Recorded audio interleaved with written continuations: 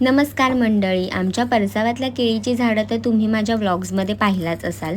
त्याच केळीची ही केळी पप्पांनी गावावरून आणली होती। तर कच्ची होती केळी, तर सर्व घड काढून घेतली आणि त्यांना चुना लावून ठेवला आणि त्यातला एक कच्च्या केळीचा घड मी माझ्या रेसिपीसाठी घेतला।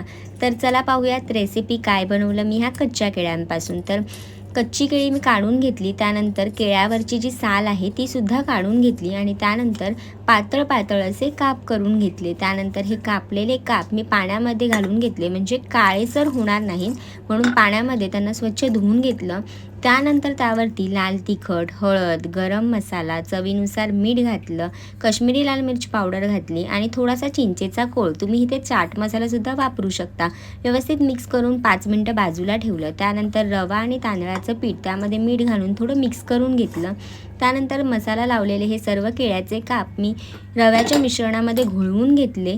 गॅसवरती पॅन ठेवलं, पॅनवरती थोडं तेल घालून छान ग्रीस करून घेतलं। त्यानंतर एक एक केळ्याचे काप पॅनवरती घातले आणि 5-5 मिनिटांसाठी दोन्ही बाजूंनी छान खरपूस होईपर्यंत हे केळ्याचे काप भाजून घेतले।